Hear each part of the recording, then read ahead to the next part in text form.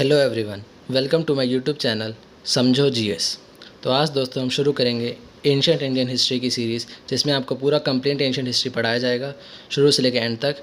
और ये आपके काफ़ी ज़्यादा आपके लिए यूज़फुल रहेगी। यूपीएससी एग्ज़ाम्स के लिए, बीपीएससी, यूपीपीसीएस, एसएससी, कोई भी आपका गवर्नमेंट एग्ज़ाम होगा, हर किसी के लिए आपके लिए यूज़फुल रहेगी। अगर आपको एंशिएंट हिस्ट्री में कुछ भी नहीं आता है तो आप आज इसको पढ़ने के बाद इसमें पूरे हीरो बन जाएंगे और आपको पूरा ए टू जेड आपको समझ में आएगा। बस आपके लिए इसको दो काम इसमें आपको इंपॉर्टेंट है करने के लिए। पहले आपको इसमें एक नोट्स बनाने होंगे, जो मैं पढ़ाऊँगा। पेन कॉपी अपने निकाल लीजिए और नोट्स बनाएंगे इसके, और साथ में पूरी कंप्लीट इस सीरीज़ को फॉलो करें। और गारंटी मेरी है कि एंशिएंट हिस्ट्री आपने आज तक इससे बढ़िया कहीं नहीं पढ़ा होगा। और दोस्तों, अगर आपने अभी तक हमारे चैनल को सब्सक्राइब नहीं किया है तो सब्सक्राइब भी ज़रूर कर लें फॉर मोर अपडेट्स। और अगर आपको हमारी वीडियो पसंद आ रही है तो लाइक ज़रूर करें और अपने दोस्तों में से शेयर करें जो कॉम्पिटिटिव एग्ज़ाम्स की प्रिपरेशन कर रहे हैं। आज हम पढ़ेंगे इंडस वैली सिविलाइजेशन। तो दोस्तों, आप अपनी कॉपी पेन निकाल लीजिए, पूरे इसके प्रॉपर नोट्स बनाएंगे। और ये गारंटी मेरी है, अगर आपने पूरे इसके प्रॉपर नोट्स बनाया और पूरी सीरीज़ें फॉलो करी तो आपको इंडस वैली सिविलाइजेशन और पूरा एंशिएंट इंडियन हिस्ट्री पूरा अच्छे से समझ आएगा, जो आपके लिए काफ़ी ज़्यादा बेनिफिट रहेगा। तो चलिए शुरू करते हैं। इंडस वैली सिविलाइजेशन, आखिर ये कहानी कहाँ से शुरू हुई? हर किसी की कहानी जानना ज़रूरी होता है। तो इसका बैकग्राउंड जो है, हमारा 1837 में चार्ल्स मैसॉन करके एक आदमी थे, जो ऐसे ही मतलब घूमते फिरते रहते थे। उन्होंने क्या किया, पंजाब में उन्हें एक सील मिली। ऐसी घूमते फिरते रहे तो उन्हें एक ज़मीन पे पड़ी हुई एक सील मिल गई। तो उसके आगे फिर क्या हुआ, 1861 में अलेक्जेंडर कनिंघम जो ये थे, इन्होंने पंजाब पहुँचे ही और उन्होंने सेम इनकी चार्ल्स मैसॉन की तरह इन्हें एक पॉटरी पीस मिला था। अब पॉटरी पीस होता क्या है? ये होता है मतलब जैसे जार जो हो गए, मग्स हो गए हमारे, इन सबको पॉटरी पीस कहते हैं। इसका सर्वाइवल के लिए सिग्निफिकेंस होता है। और ये किस कलर में होते हैं? रेड और ब्लैक वेयर में, ठीक है।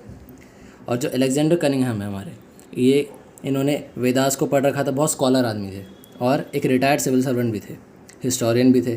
तो इन्होंने क्या करा, ब्रिटिश पार्लियामेंट से कहा कि भाई आप क्रिएट करिए एक आर्कियोलॉजिकल सर्वे ऑफ इंडिया। जो आज प्रेजेंट में हमारा आर्कियोलॉजिकल सर्वे ऑफ इंडिया, वो यहाँ पे हमारा बना था और कलकत्ता में इसकी मतलब फॉर्मेशन हुआ था। तो जो इसके फर्स्ट डायरेक्टर जनरल थे वो थे अलेक्जेंडर कनिंघम। ये इंपॉर्टेंट है बहुत ज़्यादा, इसको याद करना, ठीक है। और इन्होंने फिर क्या किया, रैंडम एक्सकेवेशन चालू कर दी, मतलब कहीं भी खुदाई वगैरह सब चालू कर दी। फिर 1920 में सर जॉन मार्शल आते हैं। इन्होंने क्या किया, ये डायरेक्टर जनरल बनते हैं। इसके बाद इन्होंने क्या किया, ब्रिटिश पार्लियामेंट से परमिशन मांगी साइंटिफिक एक्सकेवेशन के लिए, ताकि मतलब कि ऐसी कहीं भी रैंडम एक्सकेवेशन ना करें, साइंटिफिक तरीके से करें, ताकि हमें मतलब एक प्रॉपर कोई मतलब इस चीज़ से बेनिफिट हो सके। तो जो ब्रिटिश पार्लियामेंट था उन्होंने इसे परमिशन ग्रांट कर दी। फिर उसके बाद हमारा 1921 में, एक साल बाद, पहली जो एक्सकेवेशन हुई थी वो पंजाब में हुई थी, रिवर रावी पे, ठीक है। और जो पहली साइट जो हमें एक्सकेवेट होकर मिली थी वो थी हड़प्पा। इसी वजह से इस सिविलाइजेशन का पूरा नाम है हड़प्पन सिविलाइजेशन और इंडस वैली सिविलाइजेशन। और उसके बाद हमें धीरे धीरे करके 1500 साइट्स लगभग वहाँ पे मिली। और ये कहाँ पर है, हमारा इंडस रिवर, जो इंडस रिवर है हमारी, उसके और उसकी ट्रिब्यूटरीज। जैसे ट्रिब्यूटरीज कौन सी होगी हमारी, झेलम, चेनाब, रावी, सतलुज, ब्यास, ये सब जो इसकी ट्रिब्यूटरीज हो गई, इन सब के अराउंड पूरा हड़प्पन सिविलाइजेशन जो हमारा फॉर्म करता है। अब आखिर हम बात करें जो उसके फीचर्स हैं, इंडस वैली सिविलाइजेशन के आखिर फीचर्स क्या हैं, तो वो हमारे यहाँ से हम स्टार्ट करेंगे पढ़ना। जैसे हमारा आप बात करें प्रेजेंट में इंडिया में, तो इंडिया हमारा कहाँ से कहाँ तक है, कश्मीर से कन्याकुमारी और गुजरात से अरुणाचल प्रदेश तक। तो ऐसे इनका भी कोई एक्सटेंट रहा होगा, कहाँ से कहाँ तक होंगे। तो नॉर्थ में जो था इनका इंडस वैली सिविलाइजेशन का, मांडू कश्मीर, कश्मीर से चालू होता है और महाराष्ट्र तक नीचे तक जाता है, दैमाबाद में। महाराष्ट्र में कौन सी जगह, दैमाबाद। और ईस्ट में अगर देखें हम तो यूपी का आलमगीरपुर एक जगह है, वहाँ पर इनका था। और वेस्ट में इनका गुजरात जैसे अपना है, तो वैसे सुरकोताड़ा वहाँ पे एक जगह थी, ठीक है।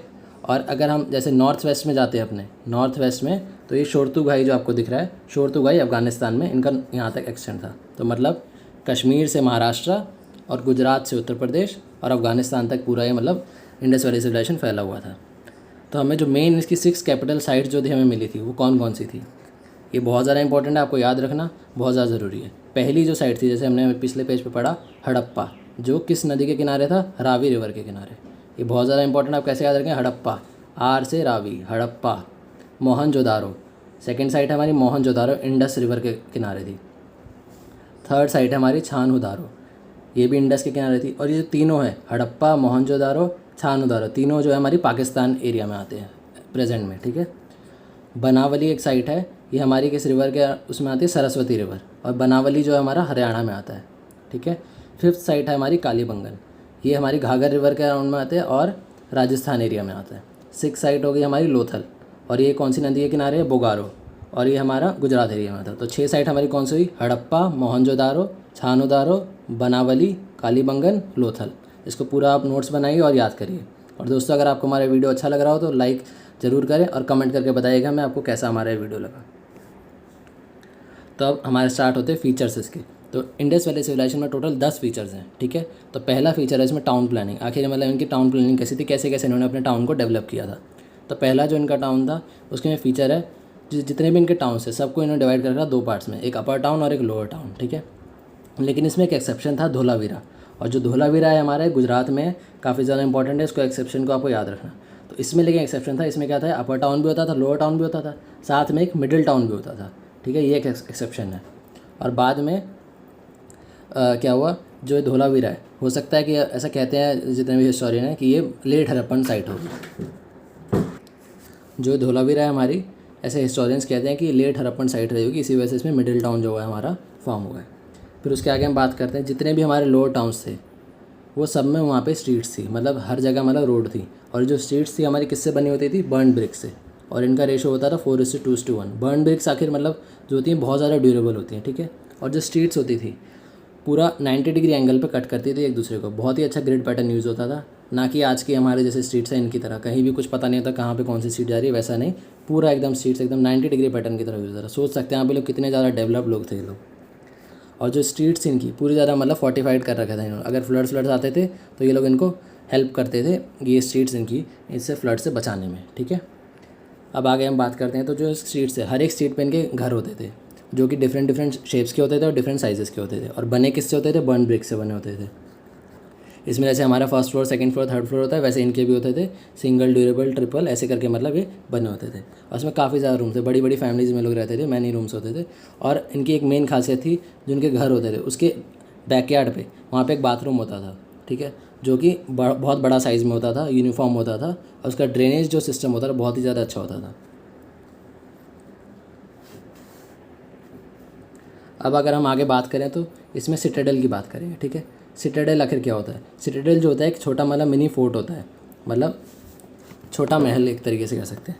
तो ये हमारे को कहाँ मिला है, 6 जगह पे मिला है, जो हमारी साइट थी। तो दोबारा आपको इसको याद करिए कौन कौन सी साइट जो है हमारी, हड़प्पा, मोहनजोदारो, छानूदारो, बनावली, कालीबंगन, लोथल, ठीक है। ये इंपॉर्टेंट आपको याद करना ज़रूरी। और इसमें से जो सबसे बड़ा हमें सिटाडेल मिला था वो कहाँ मिला था, मोहनजोदारो में मिला था, जैसे लिखा हुआ है यहाँ पे, और छानूदारो में। दूसरा जो हमारा छानूदारो में जो हमारा मिला था सिटाडेल, ये टूटा हुआ सिटाडेल मिला था। ये दोनों इंपॉर्टेंट पॉइंट है, याद करने ज़रूरी है। और जितने भी सिटाडेल होते थे ये दोबारा बर्न ब्रिक से बने होते थे, और सिर्फ ये अपर टाउन में ही मिलते थे। मतलब लोअर टाउन जो होते थे, मतलब जहाँ पे नॉर्मल लोग, गरीब लोग मतलब रहते थे, जो नॉर्मल लोग रहते थे, वहाँ पे ये सब नहीं होते थे, सिर्फ मतलब अपर टाउन में प्रेजेंट होते थे। और जो सिटाडेल है कोई पेंटेड नहीं होते थे, कोई पेंट वेंट नहीं किया गया होता था यहाँ पे, नॉर्मल तरीके से मतलब बने होते थे। और सिटाडेल जो होता है आखिर बने किस पे होते हैं, एक रेस प्लेटफॉर्म पे बने होते हैं, एक ऊंचाई पे बने होते हैं, जिसको कहते हैं प्लिंथ। तो प्लिंथ किस लिए होता है, हमारे को जो फ्लड्स आते हैं तो उससे प्रोटेक्ट करने के लिए बनाया जाता था। जैसे आपको फिगर में दिख रहा होगा, ये हमारा एक सिटाडेल है, ठीक है। और ऐसा हम कह सकते हैं कि यहाँ सिटाडेल में चीफ या रूलर यहाँ पे रहे होंगे, और यहाँ पे इन्होंने अपना शासन किया होगा, एडमिनिस्टर करा होगा, ठीक है। इसके आगे हम बात करेंगे ग्रेनरीज। आखिर ग्रेनरीज क्या होती हैं, ग्रेनरीज जैसे हम स्टोर करने के लिए ग्रेन्स, जैसे हमारा वीट, राइस, ये सब स्टोर करने के लिए ग्रेन्स यूज़ करी जाती थी, ग्रेनरीज। हर एक साइट पे हमें ग्रेनरीज मिली थी, ठीक है। और जो ग्रेनरीज थी हमारी सिर्फ अपर टाउन में मिलती थी, और किससे बनी होती थी, सेम बर्न ब्रिक से, ठीक है। बर्न ब्रिक इसलिए यूज़ होती है, बहुत ज़्यादा ड्यूरेबल होती है। और जो ग्रेनरीज होती है इसमें ये अपने आप में सेवरल सेक्शंस में इसको डिवाइड किया जाता था, कहीं पे राइस रखने के लिए, कहीं वीट रखने के लिए, ऐसे। और जो सबसे बड़ी ग्रेनरी हमें मिली थी वो कहाँ मिली थी, मोहनजोदारो में। ये बहुत ज़्यादा इंपॉर्टेंट पॉइंट है, आपको याद करना। सबसे बड़ी ग्रेनरी मोहनजोदारो, ग्रेट ग्रेनरी जिसे कहते हैं, ठीक है। अब इसके एग्जांपल्स देख लें। हड़प्पा ग्रेनरी, तो यहाँ पे हमें क्या मिला था, राइस हस्क मिले थे, बहुत ज़्यादा यहाँ पे राइस हमें मिले थे, एक्सकेवेट किए गए थे। और दूसरा एग्जांपल है रंगपुर, यहाँ पे हमारे को लार्ज अमाउंट ऑफ राइस मिला था, ठीक है। और तीसरा एग्जांपल है बनावली, यहाँ पे हमें बारले मिला था, बनावली बारले, बीफ से बनावली, बीफ और बारले, ऐसे आप याद कर सकते हैं ट्रिक से। और शोरतुगाई जो है हमारा कहाँ पे, अफ़गानिस्तान में, वहाँ पे हमें मिला था वीट, ठीक है। तो 4 ये जगह हैं जहाँ पे हमें ये ग्रेनरीज के मतलब हमें सब मिले थे। अब हम बात करें ग्रेट बाथ। ग्रेट बाथ जो इसका नेक्स्ट फीचर है, इसमें क्या होता है, एक रेक्टेंगुलर टैंक होता है, या पूल कह सकते हो, आप बाथ कह सकते हो, जिसकी 2.4 मीटर डीप इसकी डीप होता है, मतलब 2.4 मीटर। और ये कहाँ पे फाउंड होता है? मोहनजोदारो में, ठीक है। और मोहनजोदारो किस रिवर पे है? इंडस रिवर पे, जो कि बहुत ज़्यादा होली मानी जाती थी ये ग्रेट बाथ के लिए। और ग्रेट बाथ में क्या होता है? 2 साइड इसकी स्टेयर्स होती थी, 6 बाथरूम होते थे, 3 इस साइड 3 उस साइड, जैसे आपको फिगर में दिख रहा है 1 2 3 1 2 3 देखिए। और ये सेम बर्न ब्रिक से बना होता था और अपर टाउन में प्रेजेंट होता था। और कहाँ पे? जहाँ पे हमारा सिटाडेल होता है उसके पास में। और एक कॉर्नर पे, जैसे आपको दिख रहा होगा, कॉर्नर पे एक ड्रेन आउटलेट होता है, ठीक है। उसके अंदर एक कॉटन क्लॉथ रखा जाता है जो कि हमें एक्सकेवेट करा के मिला था। अब हम बात करें आखिर ग्रेट बाथ इसका क्या होता है, तो might have been ritual bathing के लिए, मतलब ग्रेट बाथ जो होता है हमारा यूज़ हुआ होगा, इसलिए ग्रेट बाथ बहुत ज़्यादा इंपॉर्टेंट है। और सबसे बड़ा ये हमें कहाँ मिला था? मोहनजोदारो में। नेक्स्ट हम बात करेंगे पॉलिटी की। नेक्स्ट फीचर जो हमारा पॉलिटी, हमें कोई पैलेस नहीं मिला था, कोई किंगशिप नहीं थी, नो मोनार्की, मतलब हमें कोई किंगशिप नहीं है, इसमें कोई मोनार्की नहीं है। हमें 6 सिटाडेल मिले हैं, तो मतलब कि 6 चीफ हो सकते हैं जो कि जिन्होंने रूल किया होगा, ठीक है। और जो 6 चीफ रूल किए होंगे तो मतलब इसका मतलब हुआ रूल ऑफ फ्यू या रूल बाय फ्यू। जो 6 चीफ ने रूल किया है तो इसका मतलब होता है ओलिगार्की, ठीक है। ओलिगार्की के फीचर्स क्या होते हैं? यूनिफॉर्मिटी होती है पूरे उसमें, हमारे एरिया में सेंट्रलाइज होते हैं, मतलब पावर इनके पास रहती है। और एक बंदा जो होगा इसमें डोमिनेट करेगा और 5 लोग जो असिस्ट करेंगे। ये ओलिगार्की के फीचर्स होते हैं। जैसे इसमें 6 हमारी साइट्स मिली हैं, तो इसमें से एक बंदा जो होगा डोमिनेट करता होगा और 5 इनको असिस्ट करते होंगे। तो जो सबसे बड़ा होगा वो डोमिनेट करेगा। तो सबसे बड़ा था मोहनजोदारो, वो हमारा इनको डोमिनेट करता था, 5 उसको असिस्ट करते थे। और इनका जो एडमिनिस्ट्रेटिव प्रोसीजर था वो हमें पता नहीं है कि कैसे था, तो अननोन है। और इस टाइप ऑफ गवर्नमेंट को क्या बोलेंगे? ओलिगार्कियल फॉर्म ऑफ गवर्नमेंट। अब हड़प्पन इकनॉमी, आखिर जो इनकी इकनॉमी थी ये कैसी थी और ये क्या क्या मतलब करते थे ट्रेड करने के लिए, ये सब। तो इनकी जो इकनॉमी थी, पहली एग्रीकल्चर बेस पे थी, कैटल रेयरिंग थी और एनिमल हस्बेंड्री थी।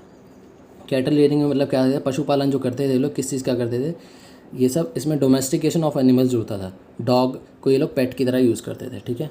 और एनिमल हस्बेंड्री मतलब जैसे हमारा पशुपालन होता है वैसे ये लोग करते थे। और जैसे हम आज की डेट में राबी और खरीफ क्रॉप्स ग्रो करते हैं, वैसे ये लोग भी ग्रो करते थे। कॉटन हम भी प्रोड्यूस करते हैं, यही प्रोड्यूस करते थे। और इरिगेशन जैसे आज की डेट में हो रही है, तो यहाँ पे भी इरिगेशन प्रैक्टिस होती थी। और कहाँ होती थी? अफ़गानिस्तान में। ये इंपॉर्टेंट, आपको ये मैंने पिछले पेज में बताया। अफ़गानिस्तान में क्या होता है? शोरतुगाई जगह है जो हमारी साइट है, और वहाँ पे क्या वीट मिलता है, ठीक है।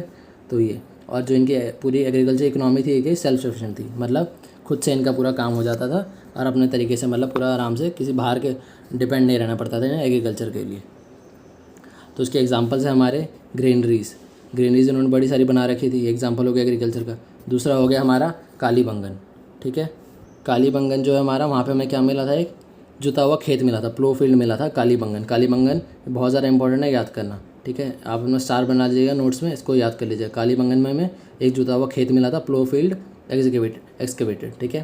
थर्ड, हड़प्पा में और लोथल में और बनावली में, इन तीनों जगह हमें एक वुडन का प्लोशेयर मिला था, मतलब जो वुडन का प्लोशेयर मिला था, ठीक है। और कब एक्सकेवेट हुआ था? 2011 में। तो ये है। और बहुत ज़्यादा हमें टेराकोटा टॉयज़ मिले थे, जो कि मतलब प्लो की तरह, हमें हल की तरह, जो होता है हल होता है हमारा, उसकी तरह मतलब दिखते थे। अब हम बात करें इनकी ट्रेड की। आखिर इन्होंने ट्रेड कहाँ करते थे? मतलब इंडिया में ट्रेड करते थे, इंडिया के बाहर? तो ये हम बताएंगे आपको। तो ट्रेड में जो थे, जब इंडस वैली सिविलाइजेशन हमारा था, उस टाइम पे इनके कंटेम्प्रेरी में 2 सिविलाइजेशन होते थे बाहर, इंडिया के बाहर। कौन कौन से? पहला था इजिप्टियन सिविलाइजेशन, जो कि रिवर नाइल, जो नाइल रिवर है हमारी, उसके अराउंड था इजिप्टियन सिविलाइजेशन, ठीक है, मिस्र की सभ्यता। और दूसरा हमारा होगा मेसोपोटामियन सिविलाइजेशन, जो कि हमारा ईरान और इराक जो है हमारा प्रेजेंट डेट में, ईरान इराक उसको मिला के हमारा ये बनता है मेसोपोटामियन सिविलाइजेशन। और कौन सी नदी के किनारे था? टिग्रिस नदी के किनारे। इसमें मेन इंपॉर्टेंट बात है कि जो मेसोपोटामियन सिविलाइजेशन है, उनकी एक लिटरेचर बुक थी, उसका नाम था अवस्था, जैसे आपको लिखा हुआ मिल रहा है यहाँ पे, अवस्था। और ये खराठी स्क्रिप्ट जो होती है उसमें लिखी हुई थी, राइट टू लेफ़्ट में से लिखा जाता था। जैसे हम प्रेजेंट में हम लेफ़्ट टू राइट लिखते हैं, तो लेकिन ये लोग राइट टू लेफ़्ट लिखते थे इस स्क्रिप्ट में। अब बात कर लें अवस्था जो बुक थी उसमें क्या कहा गया है, ठीक है। जो अवस्था बुक थी उन्होंने क्या कहा? मतलब उन्होंने कहा कि ये लोग जो थे मेसोपोटामियन, वो ट्रेड करते थे 5 लैंड ऑफ 5 रिवर्स के साथ, ठीक है। जो 5 नदी कौन सी थी? इंडस थी। इंडस की जो हमें ट्रिब्यूटरीज हैं, झेलम, चेनाब, रावी, ब्यास, सतलुज, इनके साथ ये लोग ट्रेड करते थे। और जो इन्होंने कहा, जो लैंड का नेम था, जो मतलब जगह का नाम था, वो था मेलुहा। ये लोग कहते थे हमारे ये हड़प्पन सिविलाइजेशन को, ठीक है, जगह के नाम को मेलुहा। और जो लोग यहाँ के रहते थे, मतलब हड़प्पा वाले जो लोग रहते थे, उनको ये लोग कहते थे मेलुहंस, जैसे लिखा हुआ है मेलुहंस। अब ये बताते हैं जो मेलुहंस थे, मतलब जो हड़प्पा के लोग थे, वो लोग बहुत ज़्यादा बिजी ट्रेडर थे, मतलब काफ़ी ज़्यादा मतलब बिजी रहते थे अपने काम में, और काइंड थे, लवेबल थे, बड़ी बड़ी शिप्स में आते थे ट्रेड करने के लिए, बोट्स में आते थे, और डार्क स्किन थे। ठीक है, अभी मेलुहन अवस्था वाले जो हैं, अवस्था बुक में बोलते हैं कि उन्होंने हमारे को एक्सपोर्ट क्या किया, they gave us their exports. क्या क्या एक्सपोर्ट्स थे इनके? प्रीशियस स्टोन, लपुसुल्लाही जो स्टोन है ये एक्सपोर्ट था एक। गोल्ड सिल्वर ही एक्सपोर्ट कराते थे। डेट्स और फिग्स, जो डेट्स और फिग्स है कहाँ से मंगाते थे? इजिप्ट से मंगाते थे। ठीक है, बेक्ड ब्रिक्स भी मंगाते थे हड़प्पा वाले इनके द्वारा। और इम्पोर्ट्स, इम्पोर्ट क्या थे इनके? राइस, वीट और बार्ले को ये लोग इम्पोर्ट करते थे। ठीक है, ये अवस्था वाले जो बुक है यहाँ के मेसोपोटामियन, ये लोग राइस, वीट, बार्ले को इम्पोर्ट करते थे। बीबी जो लिखा है आपका यहाँ पे, बर्न ब्रिक्स हो गई, सॉल्ट हो गया, कॉटन टेक्सटाइल, जो इम्पोर्ट है ये लोग करते थे। Food crops, burn brick, salt, cotton textile, ये सब ये लोग इम्पोर्ट करते थे। एक्सपोर्ट ये हो गए, इम्पोर्ट ये हो गए। अब इसके आगे इन्होंने बताया था कि आखिर ये लोग जो हड़प्पा वाले आते थे लोग, ये कहाँ से आते थे मेसोपोटामिया में? तो ये लोग शुरुआत करते थे लोथल में, जो लोथल का है हमारा गुजरात में। लोथल से ये लोग शिप से चलते थे, और डिलमन एक जगह है जो आज प्रेजेंट में हमारा बहरीन है, वहाँ पे रुकते थे लगभग 1 वीक के लिए। और उसके आगे फिर ये लोग वाया मकान कोस्ट, जो कि हमारा प्रेजेंट में पर्शियन गल्फ है, फिर उसके थ्रू जाके हमारे मेसोपोटामियन पहुँचते थे। लगभग इन्हें 4 से 5 महीने लग जाते थे यहाँ तक पहुँचने में, ट्रेड करने में। इससे हमें क्या पता चलता है कि इन लोगों को डायरेक्शन का पता था, नेविगेशन इन्हें पता था। और जैसे कि इन्होंने जो ट्रेडर्स थे हमारे, आखिर कौन थे? मेल थे, फीमेल थे? मेल थे। अगर वो फीमेल होते तो अवस्था जो बुक है इनकी, ये लोग ज़रूर इसमें मेंशन करते हैं कि जो ट्रेडर्स वर फीमेल, लेकिन ये लोग मेल थे, इसीलिए इन लोगों ने इसे मेंशन नहीं किया। तो ट्रेडर्स जो थे डोमिनेंटली मेल थे। अब अगर हम बात करें इसके एग्जांपल्स की, ट्रेड की क्या क्या था, तो लोथल में बहुत ज़्यादा इंपॉर्टेंट पॉइंट है, हर एक एग्जाम में पूछा जाता है ये। लोथल में एक हमारे को डॉकयार्ड एक्सकेवेट हुआ था, और जो डॉकयार्ड होता है उसका क्या मतलब होता है? जहाँ पे जो शिप्स होते हैं हमारे वो हॉल्ट करते हैं। ये पोर्ट है जहाँ पे हमारे शिप्स जो होता है आके हॉल्ट करते हैं, रुकते हैं। और डॉकयार्ड किससे बना होता है? सेम बर्न ब्रिक से बना होता है। बहुत इंपॉर्टेंट पॉइंट है, इसको आप नोट्स पे अपने स्टार बना लीजिएगा और इसे याद रखिएगा। और काफ़ी ज़्यादा जो हमें टेराकोटा टॉयज़ मिले थे वो शिप्स और बोट्स की तरह दिखते थे। हमें काफ़ी ज़्यादा सील्स मिली थी, पॉटरीज मिली थी, जिसमें भी इमेज थी शिप्स की और बोट्स की। और हड़प्पा और लोथल पे देखिए, जो हड़प्पा और लोथल है इनका कॉम्बिनेशन हमेशा साथ में लगभग रहते हैं, तो ये इंपॉर्टेंट है, आप याद कर लीजिएगा इनको। यहाँ पे हमें पर्शियन बटन सील्स मिली थी, और जो मेसोपोटामियन था वहाँ पे हड़प्पन सील मिली थी। ट्रेड था तभी इनकी, मतलब जो सील्स थी मतलब यहाँ से इंपोर्ट हो रही है, वहाँ से एक्सपोर्ट हो रही है। तो देखो हड़प्पा और लोथल में क्या मिला? पर्शिया, मतलब मेसोपोटामियन की वहाँ की जो बटन वहाँ बनते थे वो हमारे को हड़प्पा और लोथल में मिले। सेम इसी तरह जो मेसोपोटामियन है वहाँ पे हमारा जो हड़प्पा की सील्स जो बनती थी, हड़प्पा की सील्स वहाँ पे मिली। ठीक है, सेम दोबारा देखिए, हड़प्पा और लोथल में हमारे को क्या मिला? Baked bricks. बेक्ड ब्रिक्स जो थी हमारे को, ये मेसोपोटामियन से ला के यहाँ पे इससे घर बनाते थे। ठीक है, तो ये हमारे को मिला। और सेम मेसोपोटामियन में ये लोग क्या करते थे? जो बर्न ब्रिक ये लोग यूज़ करते थे वहाँ पे भेजते थे। तो इससे हमारे को क्या पता चलता है? जो ट्रेड था हमारा, जो इनका ट्रेड है हड़प्पन सिविलाइजेशन का, बहुत ज़्यादा फ्लोरिशिंग था, ब्रिक्स ट्रेड था, और इकोनॉमी जो थी इनकी सेल्फ सफिशिएंट थी, मतलब किसी पर डिपेंडेंट नहीं रहता था, अपना ज़रूरत का सामान खुद ही वो लोग पूरा कर लेते थे। काफ़ी ज़्यादा इंपॉर्टेंट है ये हमारे सबसे मेन पॉइंट जो लोथल का डॉकयार्ड, ये बहुत ज़्यादा एग्जाम्स में आता है। ठीक है, तो दोस्तों इसका आज हमने पार्ट 1 किया है, पार्ट 2 हम इसका नेक्स्ट क्लास में करेंगे। अगर मैं सारे आपको एक ही क्लास में पढ़ा दूंगा तो आप कंफ्यूज हो जाएंगे, तो उसको आप पूरा इसको जितना मैंने पढ़ाया सारा रिवाइज़ कर लीजिएगा, इसको नोट्स बनाइएगा अच्छे से। और इसे अगर आपको वीडियो पसंद आया तो ज़रूर लाइक करिएगा, और इसको शेयर कर दीजिएगा अपने दोस्तों में जो कॉम्पिटिटिव एग्जाम की तैयारी करें, ताकि वो भी आपकी तरह इस फ्री सीरीज़ का हेल्प ले सकें और जो उनके लिए बेनिफिट हो। तो दोस्तों हम मिलेंगे नेक्स्ट क्लास में पार्ट 2 में इसके। Thank you.